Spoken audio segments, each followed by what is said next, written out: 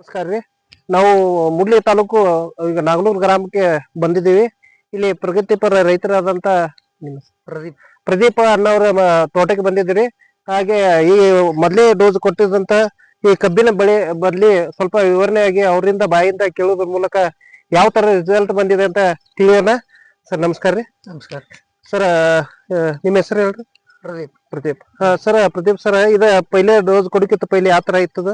ಕಬ್ಬ ಪಕ್ಕ ಮರಿ ಇದ್ರಿಕಿಲ್ರಿ. ನೀವೇನ್ ಫಸ್ಟ್ ಡೋಸ್ ಕೊಟ್ರಲ್ಲ ಕಬ್ ಮಾತ್ರ ಫುಲ್ ಮರಿ ಹೊಡಿಯಾಕ ಚಲೋ ಆತ್ರಿ. ಸುಳಿ ಸಾಯತಿದ್ರಿ, ಅದು ಸುಳಿ ಸಾಯೋದು ಕಡಿಮೆ ಆತ್ರಿ. ಮತ್ತ ಟಮಾಟಿನು ಒಂದ್ ಸ್ವಲ್ಪ ಮುಟ್ರ ಇದ್ರಿ, ಅದು ಒಟ್ಟು ಕಡಿಮೆ ಆಗೈತಿ.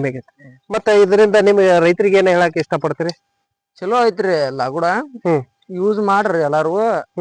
ಮರಿ ಅದು ಬಾಳ ಸಂಖ್ಯೆ ಅದು ಹೆಚ್ಚಾಕೈತ್ರಿ ಮರಿ. ಮತ್ತ ಕಲರ್ ಶೈನಿಂಗ್ ಅದು ಹೆಂಗೈತ್ರಿ?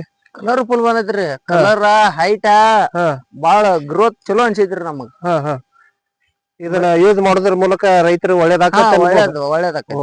ಥ್ಯಾಂಕ್ ಯು, ನಮಸ್ಕಾರ. ಪ್ರೋ ಅಗ್ರೋ ಬಯೋಟೆಕ್ ಅಂತ ಹೇಳ್ರಿ. ಇದ ನಾಸಿ ಕಂಪ್ನಿ ಇರದ. ಇದು 27 ವರ್ಷದ ಕಂಪ್ನಿ.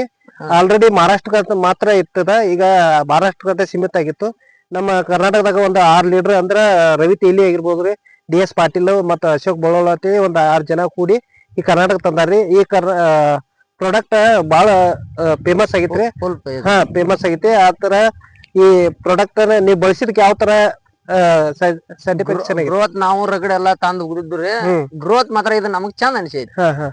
ನಿಮ್ ಕಂಪ್ನಿದ ಏನ ಫಸ್ಟ್ ಟೈಮ್ ನಾವು ಯೂಸ್ ಮಾಡಿದ್ದ ಅಂದ್ರು ನಮ್ಗ್ ವರ್ಷದಕ್ಕಿಂತ ಈ ವರ್ಷ ಚಲೋ ಅನ್ಸೈತಿ. JPAB pro agro biotech